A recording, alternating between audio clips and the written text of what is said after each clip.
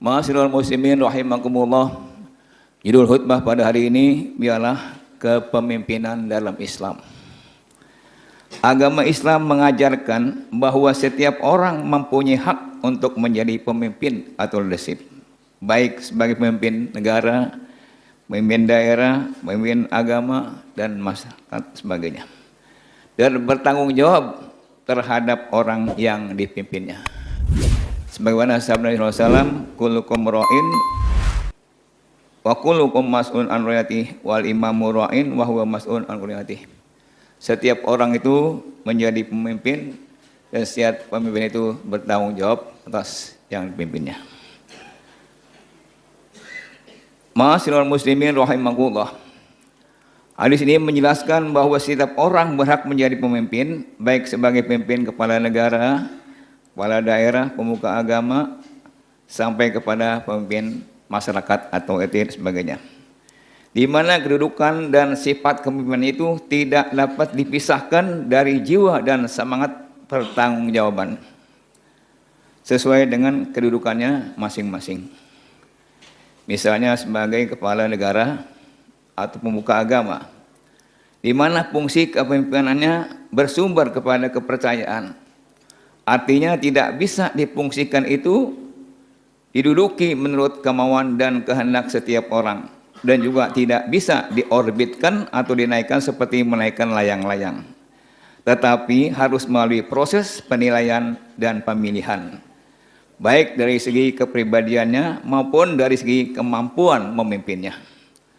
Oleh karena itu, menduduki seorang dalam suatu jabatan tanpa melalui proses yang wajar atau secara mendadak, maka posisinya tidak ubahnya laksana membangun rumah atau sebuah rumah di atas lumpur yang mudah runtuh dan jatuh.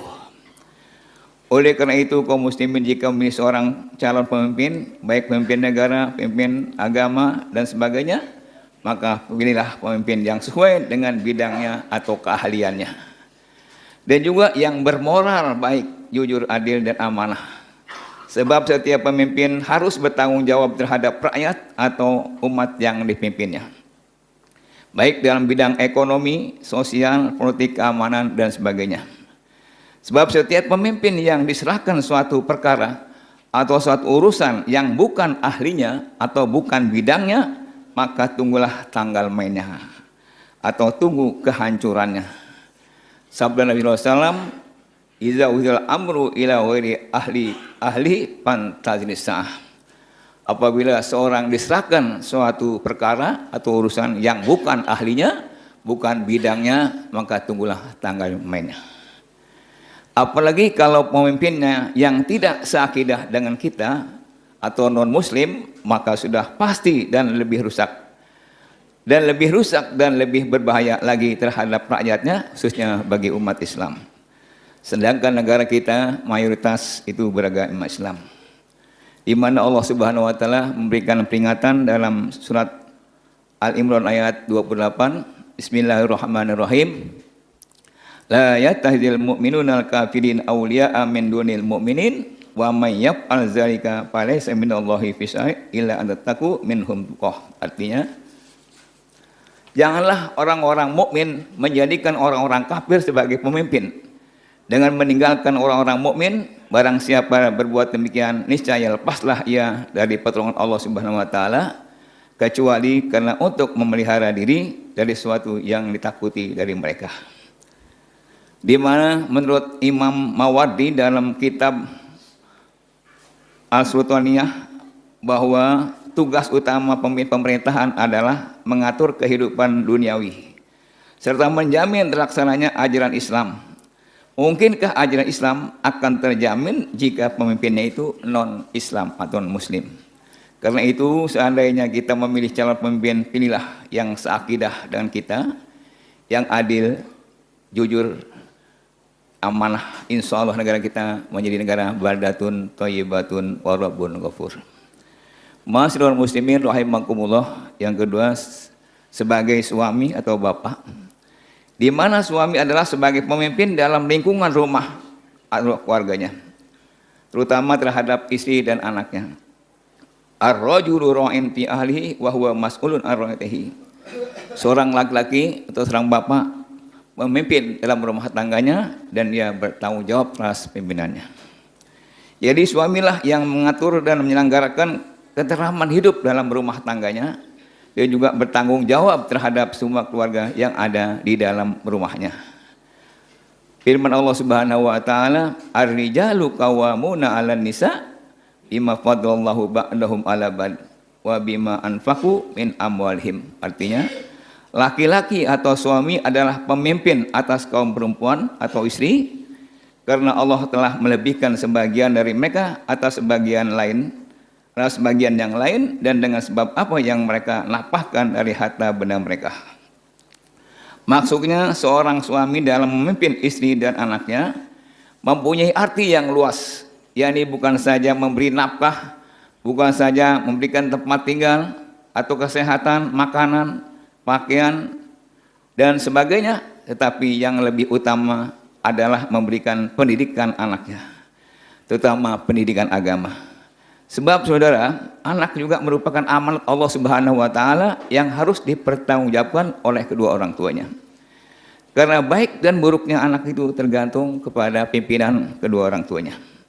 Sabda Nabi SAW, "Kullu mauludin yuladu ala fitrah, innama abahu yahudanihi aw yunasiranihi aw yumajisanihi."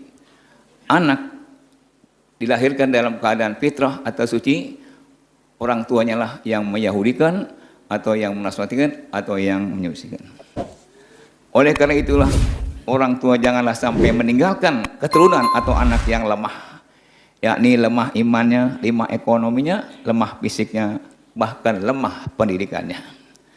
Firman Allah Subhanahu wa taala dalam surat An-Nisa ayat 9, Bismillahirrahmanirrahim, wal yahsal ladzina law taraku min khalfihim dzurriyyatan di'afa khafu 'alaihim falyattaqullah wal yaqulu qawlan sadida.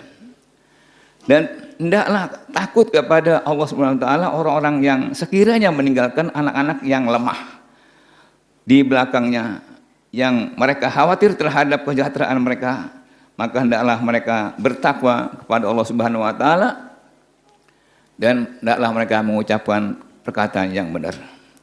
Sabda Nabi sallallahu alaihi wasallam, "Man taraka waladahu jahilan kana kullu zamin amilahu fa alaihi." Siapa yang meninggalkan anak atau keturunan anaknya itu bodoh dalam hal agama, apabila ia berbuat maksiat, maka dosanya ditanggung oleh orang tuanya. Ma'asyiral muslimin rahimakumullah. Yang ketiga, sebagai pesuruh atau pembantu rumah tangga. Walau bagaimanapun rendah pekerjaan, namun mempunyai kedudukan sebagai pemimpin, terutama dalam memelihara dan menjaga harta benda majikannya yang diamanatkan kepadanya. Dalam suatu riwayat diceritakan bahwa ada seorang pengembala kambing telah menunjukkan tanggung jawabnya, di mana pada suatu ketika Khalifah Umar bin Khattab melihat seorang penggembala kambing sewaktu ia menghalau atau menggiring kambingnya masuk ke kandangnya. Maka ketika itu Khalifah Umar berkata kepada pengembala kambing itu, "Jualah kepada saya 1 ekor kambing itu, karena saya tertarik melihat kambing itu gemuk-gemuk." Maka jawab pengembala kambing itu, "Ini adalah milik majikan saya.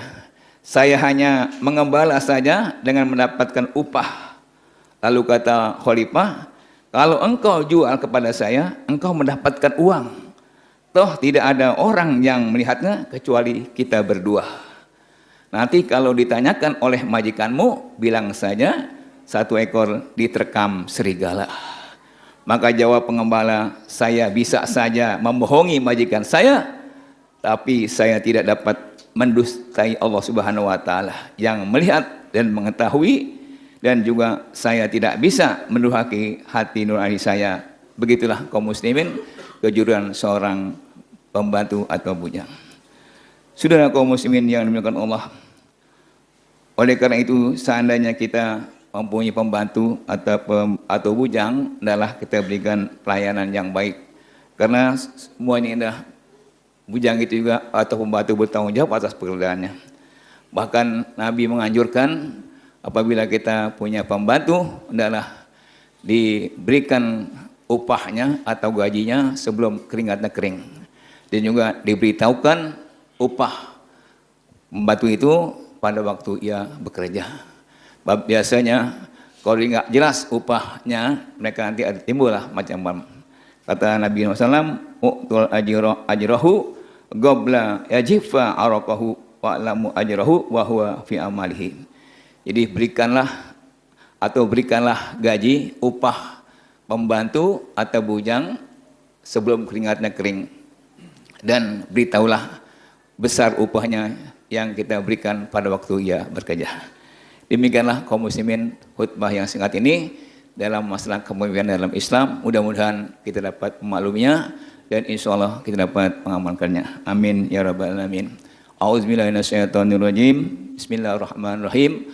Wal 'asri innal insana lafi khusrin illa allazina amanu wa 'amilus solihati wa tawassaw bil haqqi wa tawassaw bis sabr. Barakallahu fiikum bil Qur'anil azim wa nafa'ani wa iyyakum bima fihi minal ayati wa zikril hakim wa taqabbala minni wa minkum tilawatahu innahu was-sami'ul alim. Aqulu qouli hadza wa astaghfirullahal azim li wa lakum wa lisairil muslimina wal muslimat wal mu'minina wal mu'minat fastaghfiruh innahu wal ghafurur rahim.